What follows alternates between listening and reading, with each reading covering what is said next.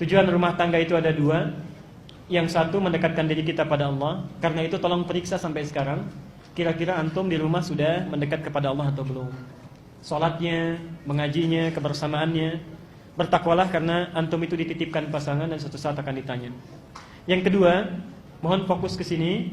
Tujuan berumah tangga itu untuk melahirkan sakinah, ketenangan, ketentraman. Jadi kalau antum sudah puluhan tahun berumah tangga, belasan tahun gak pernah tentram, itu artinya ada cara yang keliru menjalani proses rumah tangganya.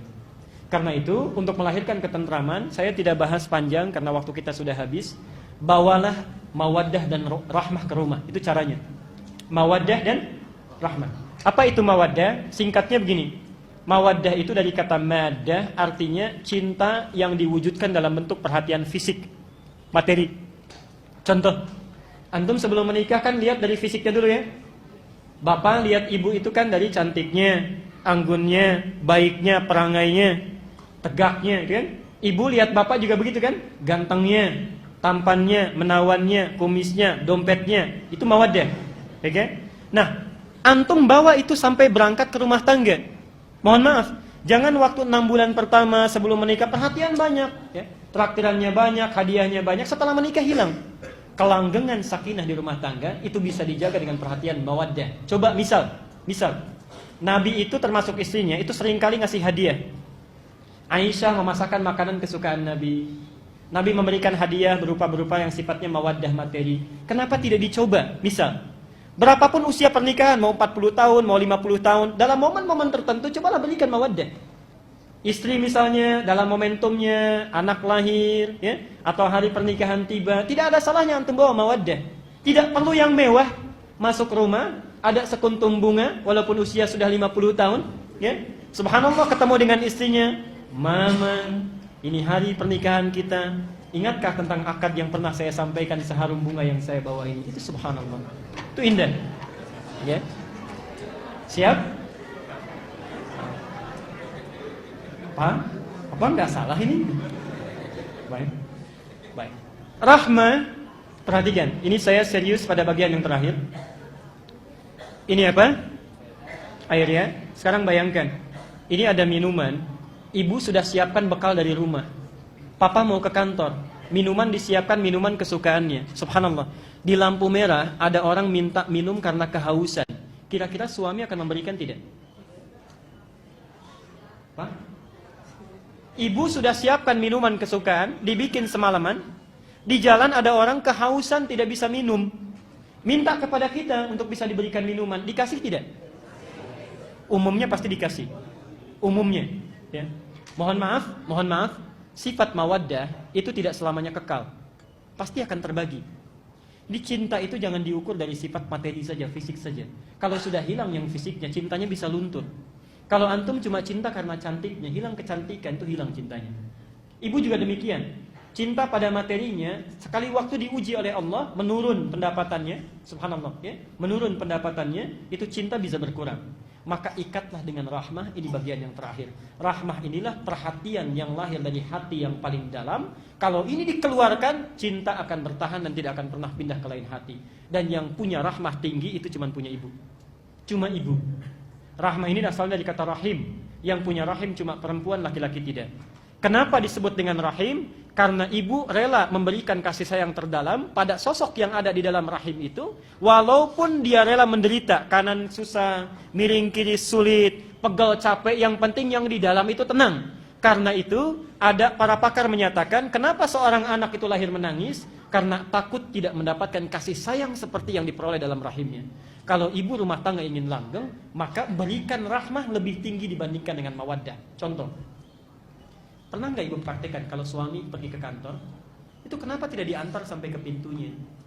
Kemudian titipkan dengan kata-kata, perhatikan, ibu titipkan nasi 1 bungkus dengan makanan mewah, dengan kalimat walaupun sekedar di SMS kan, perhatikan, jauh bedanya melekat ke dalam hati. Papa sayang, kami beserta anak-anak di rumah mendoakan dengan cinta dan sepenuh jiwa agar papa sukses dalam pekerjaan dan kembali ke rumah dengan semangat. Bekerjalah dengan cinta mama, Pak. Itu subhanallah. Itu akan dibawa sampai ke kantor itu. Gak bisa dibagi itu. Gak bisa dibagi. Suami lihat yang bagus pun di kantor, misal ini cantik fisiknya lebih daripada istri, itu mikir 2 kali. Kamu cantik, tapi belum tentu bisa punya rahmah seperti istri saya. Kalau saya masuk angin, dia bisa kerokin misalnya. Itu kepikiran. Karena itu ibu tampilkan mawaddah dan rahmah, insya Allah ketenangan itu akan diraih. Saya tutup dengan kisah terakhir, dan ini nyata. Ini nyata.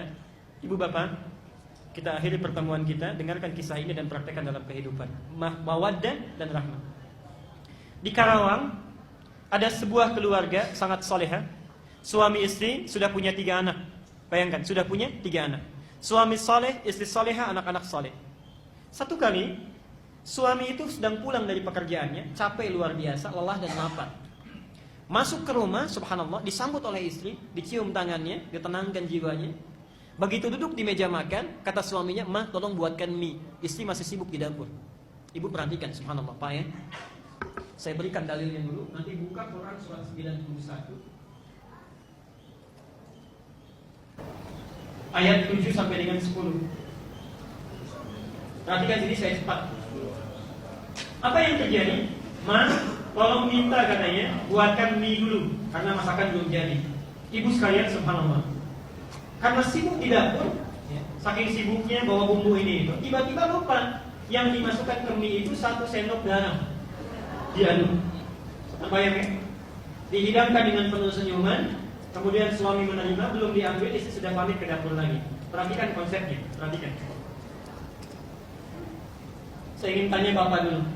Kalau bapak jadi sosok suami pada saat itu, dihadapkan pada makanan demikian, beliau kemudian menyendok 1 sendokan, rasanya sudah terbayang, apa yang bapak lakukan? Ingat ya, suasananya capek, lelah, penat, ada masalah, tiba-tiba dapat mie yang kualitasnya asin. Apa yang dilakukan?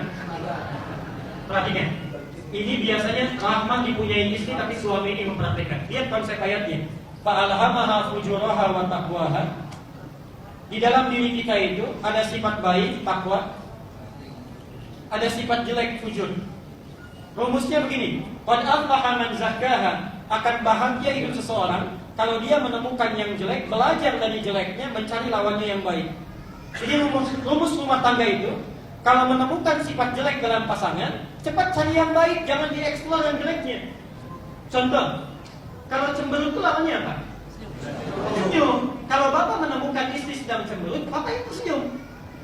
Sampai ke rumah, istri sedang cemberut, bapak yang senyum. Ma, kenapa jangan cemberut? Sebaliknya, subhanallah, suami sedang marah-marah, misalnya pulang kantor marah-marah, pekerjaan di kantor dibawa ke rumah, marah lawannya apa? Sabar, tenang.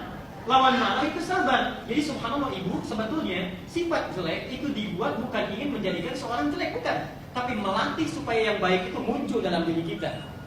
Cemberut diciptakan bukan ingin menjadikan istri cemberut, Pak, tapi supaya senyum itu bisa lahir dalam diri kita yang paling indah. Nah, marah ibu diciptakan bukan ingin membuat suami menjadi pemarah, bukan, tapi melatih kesabaran ibu itu supaya muncul dan muncul dengan sempurna. Jadi berbahagialah kalau punya suami sedang marah. Artinya sedang dilatih kesabaran kita supaya muncul. Perhatikan, tadi mie rasanya apa? Lawan asin apa?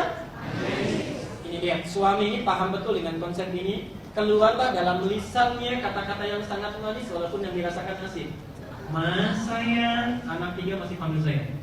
Perhatikan, Mas sayang, papa datang. Ini bahasa bebas ya, tapi begini kurang lebih, tidak saya kurang-kurangnya atau tambahin. Perhatikan, sini mah duduk samping bapak, lama rasanya tidak makan berdua. Enggak marah. Baik ya. Tidak marah. Lama rasanya tidak makan. Ibu, saya tanya ibu, sudah punya 3 anak, suami juga luar biasa baiknya, subhanallah. Punya 3 anak sudah dipanggil sayang, duduk di samping, disampaikan lama rasanya tidak makan berdua. Perasaan ibu bagaimana? Itu bukan berbunga-bunga lagi, itu sudah mekar bunganya ya. Perhatikan, itu belum selesai Pak. Kalimat pamungkasnya perhatikan. Sini mah papa suapin. Jelas ya? Sudah terbayang ya? Rasanya nikmat, enak, momentumnya ditunggu-tunggu. Dengan manjanya sudah menanti. Apa yang terjadi? Subhanallah, perhatikan Pak, saat suapan itu sudah mulai disampaikan, perhatikan, yang terjadi istri bukan tertawa, bukan tersenyum, itu langsung tersungkur jatuh di kaki suaminya. Dicium kaki suaminya, menangis jadi-jadinya mohon maaf. Perhatikan seorang istri yang sangat soleh. Beliau menangis, "Pak, maafkan mama tidak sengaja," dan sebagainya. Tapi hebatnya suami, tangis itu lawannya apa? Tertawa dengan senyum, tertawa dengan singkat, tidak berlebihan. "Ma, kenapa begini? Papa kan cuma katakan lama rasanya gak makan berdua." Apa yang terjadi? Perhatikan. Tadi kan lapar ya? Lapar, capek, penat luar biasa. Perhatikan, dari rumus ini saja. Apa yang terjadi? Diangkat istrinya, pergi ke dapur sama-sama, hilang laparnya, hilang penatnya. Yang tumbuh itu cinta, masak sama-sama, cinta mulai bersemi. Persoalan sementara, cuma gara-gara mie asin.